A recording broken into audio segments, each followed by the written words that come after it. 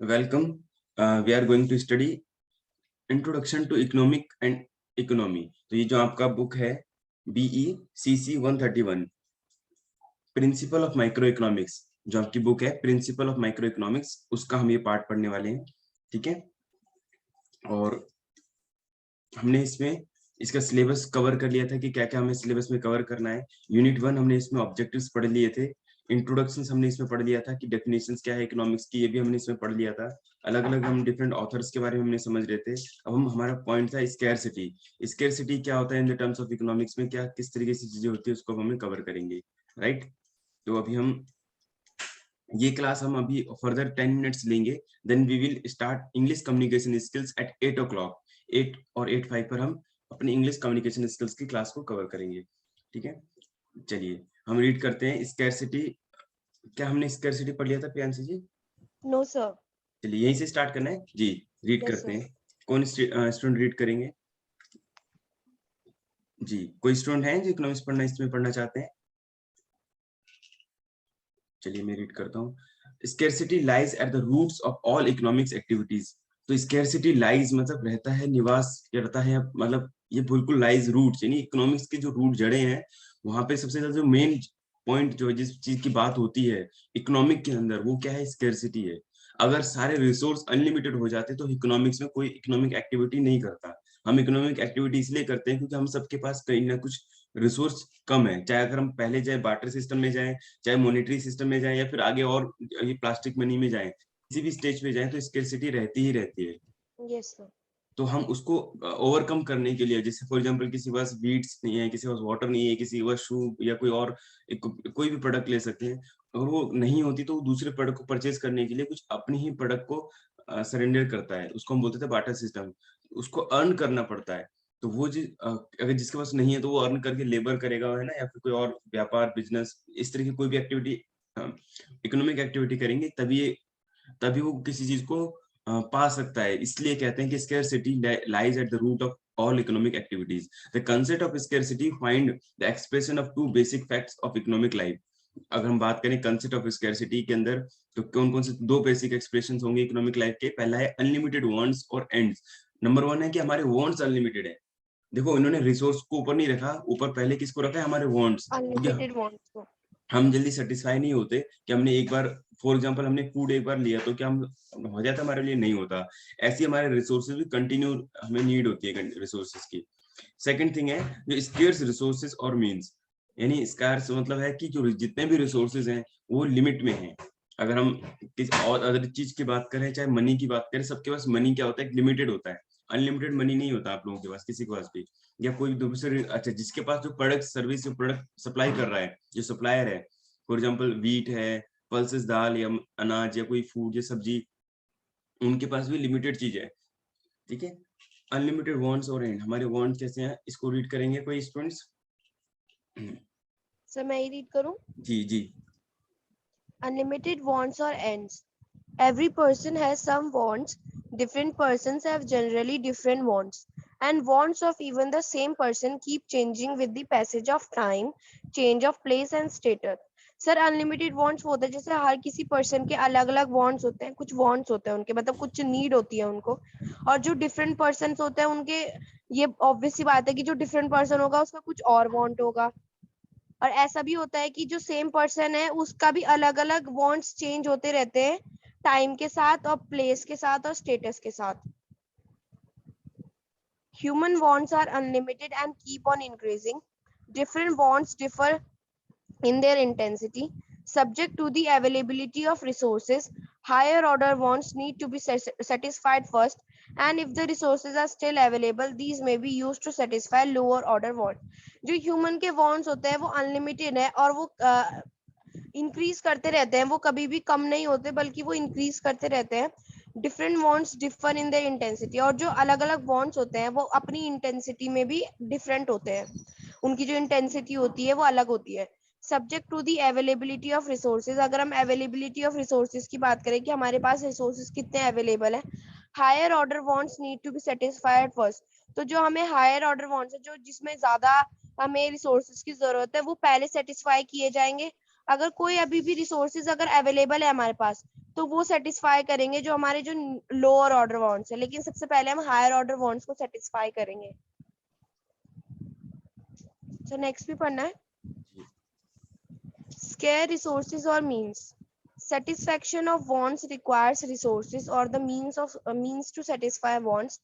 Availability of resources is limited in relation to requirements. Scarce resources or means. Satisfaction of wants and requires resources. जो हमारा wants की satisfaction है उसको क्या चाहिए, मतलब उसको satisfy करने के लिए हमें resources चाहिए. Availability of resources is limited in relation to requirements. और जो हमारी जो रिसोर्सेज है जो उनकी अवेलेबल, जो वो इतने अवेलेबल है वो लिमिटेड में ही अवेलेबल है, और जो उनसे ज्यादा है वो रिक्वायरमेंट उनकी ज्यादा है, बल्कि जो हमारे पास रिसोर्सेज है वो कम अवेलेबल है, लिमिटेड अवेलेबल है. However, scarce means have alternative uses. इसलिए कहा गया है कि जो scarce means है उनके alternative use होते हैं, मतलब एक चीज के 2 या 3 उसके यूज हो सकता है. The resources therefore need to be allocated among different uses in a systematic, coordinate manner. Every individual and economy has to devise a mechanism for this. The resources therefore need to be allocated. इसलिए कहा गया है कि जो resources है उनको हमें allocate करके रखना चाहिए. Allocate मतलब उसको organize करके रखना चाहिए among different uses in a systematic, coordinate manner. उनको हमें अलग अलग मैनर में यूज करना है, कोऑर्डिनेटेड मैनर में यूज करना है, इसलिए हमें उसको एलोकेट करके रखना चाहिए. Every individual and economy has to devise a mechanism for this. और हर एक इंडिविजुअल को और इकोनॉमी को इसमें एक हैज टू डिवाइस, उसमें ये मतलब करना पड़ेगा कि मैकेनिज्म फॉर दिस, एक मैकेनिज्म बनाना पड़ेगा कि इसे कैसे यूज करना है अल्टरनेटिव यूजेस में, क्योंकि हमारे पास जो रिसोर्सेज है वो बहुत ज्यादा लिमिटेड है. Different societies try to solve these issues in different ways, and is in the process each society creates a setup called an economy. जो अलग अलग सोसाइटी है उन्होंने इस इशू को, जो ये इशू है इसको सॉल्व करने के अलग अलग जो वेज हैं वो बताए हैं, और जो अलग अलग वेज है तो हर एक सोसाइटी ने एक सेटअप क्रिएट किया है, उसको हम इकोनॉमी बोलते हैं. The term economy or economic system is a comprehensive one. It covers the entire set of institutions and arrangement. जो ये इकोनॉमिक टर्म है, ये एक इकोनॉमिक सिस्टम, ये कॉम्प्रेहेंसिव वन है, मतलब एक बड़ी सी चीज है, एक बड़ा टर्म है. It covers the entire set of institutions and arrangements. ये अपने अंदर कवर करके रखता है पूरा इंस्टीट्यूशंस और पूरा अरेंजमेंट, जिसके अंदर आते हैं रूल्स एंड रेगुलेशंस जो हमें इंटरैक्शंस में हेल्प करते हैं. For resolving the basic and permanent problem of an imbalance between means and mode. ये हमें किस में हेल्प करता है, बेसिक और जो हमारी परमानेंट प्रॉब्लम होती है उसको सॉल्व करता है. किसके अंदर, imbalance between means and wants. जो हमारे मीन्स है और जो हमारे वांट्स है उनके बीच में जो इम्बैलेंस है, मतलब उथल पुथल है, जो मतलब उसको सॉल्व करता है, या तो उसकी जो बेसिक है या जो उसकी परमानेंट प्रॉब्लम है, दोनों को ये सॉल्व करता है. The human society has evolved several sets of such institutional arrangements. Each is termed an economic system and they have their own distinguished features and nomenclatures.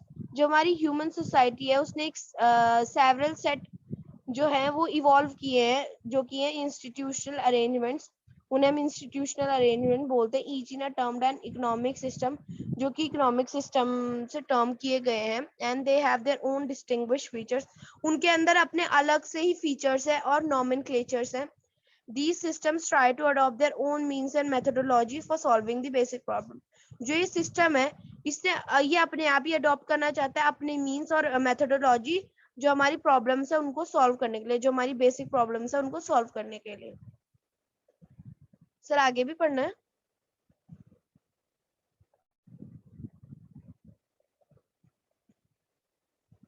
For example take the case of a capitalist economy. एक हम example लेते हैं capitalist economy का. In this case the means of production are owned and inherited by individual. ये जो हमारा capitalist economy है इसमें हमारी जो प्रोडक्शन होती है वो एक इंडिविजुअल के द्वारा ही की जाती है.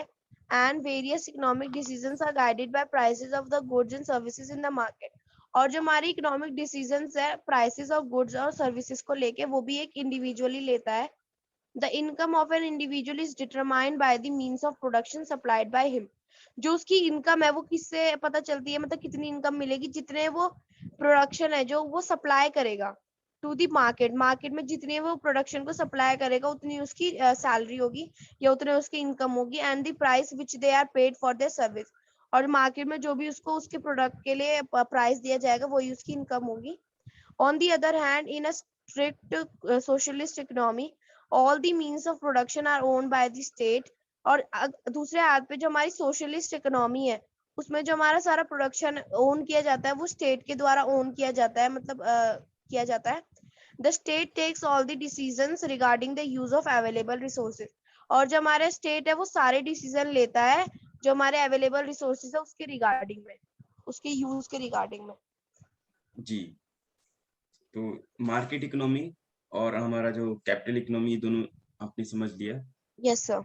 जी, मार्केट इकोनॉमी में क्या होता है, कैपिटलिस्ट इकोनॉमी में क्या होता है कि इंडिविजुअल के पास डिसीजन राइट होते हैं और गवर्नमेंट इंटरफेयर यस सर। कम करती है। बट सोशलिस्ट में क्या होता है, स्ट्रिक्ट सोशलिस्ट इकोनॉमी थोड़ी सी स्ट्रिक्ट होती है, वहाँ पे इंडिविजुअल के पास ज्यादा पावर या डिसीजन लेने की मोनोपोली नहीं होती। गवर्नमेंट ज्यादा बेनिफिट फॉर ऑल वाले कंसेप्ट पे चलती है और वो ज्यादा गवर्नमेंट इंटरफेयर ज्यादा करती है, प्राइस को भी कंट्रोल करती है। फॉर एग्जांपल इंडिया में मिक्स इकोनॉमी है, तो कैसे पता लगेगा इंडिया में मिक्स इकोनॉमी है?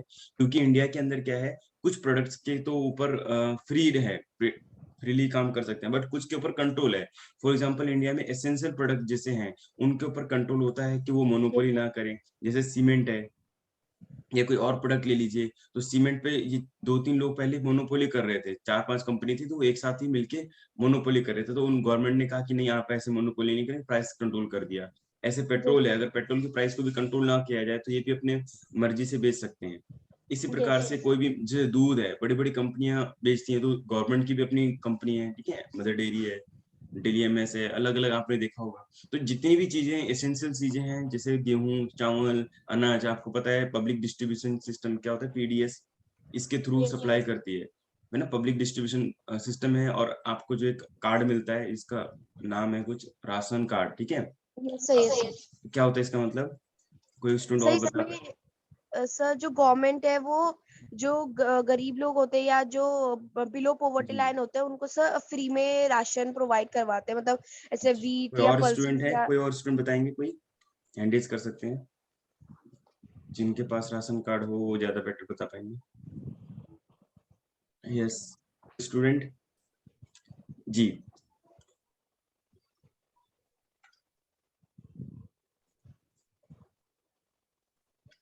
चलिए। अभी ये जो राशन कार्ड होता है, समरीन जी बताएंगे ये क्या होता है राशन कार्ड, या Puja ji, one by one बताना, ठीक है। जी गुड मॉर्निंग। जी, good morning. Sir ration card जो होता है, जो हर एक गरीब व्यक्ति, जो कि गरीब व्यक्ति होता है, वो हर एक व्यक्ति के पास होता है जो गरीब होता है, और सरकार द्वारा मान्यता प्राप्त होता है उसे। जी, और क्या होता है राशन कार्ड में, और क्या लिखा होता है, या क्या होता है राशन का मतलब, क्या होता है राशन, जो इंग्लिश है राशनिंग करना सर इसका? राशन का मतलब होता है कि उनको बिल्कुल कम पैसों में राशन उपलब्ध करवाना, मतलब उनका जो खाना पीना चल सके, वो जीवित रह सके। जी बिल्कुल ठीक बताया इन्होंने, समरीन जी ने बताया ना, पूजा जी ने? पूजा पूजा, ठीक ठीक है। बस समरीन जी ने भी एक ही बात बताई और आपने भी मतलब सेम सेम चीज बताया, बहुत बढ़िया बताया कि राशन कार्ड जो है सभी जो पुअर पीपल होते हैं, जो पीडीएस पब्लिक डिस्ट्रीब्यूशन सिस्टम जो है गवर्नमेंट का स्कीम है, ये क्या स्कीम होता है राशन का मतलब, जैसे हम पढ़ते हैं कि जहाँ पे ज्यादा है वहां से उठाओ और बाकी जहाँ पे कम है वहां पे सप्लाई करो, इससे क्या होता है, थोड़ा राशनिंग हो जाएगी। क्या बोलते हैं इसको, इकोनॉमिक के टर्म में बोलेंगे हम इसको, राशनिंग हो जाएगी। इट मीन्स ये हुआ कि जो सोशलिस्ट इकोनॉमी होती है वहां पे ऐसा ज्यादा देखा जाता है, ऐसे कामों के बारे में जैसे ज्यादा किया जाता है।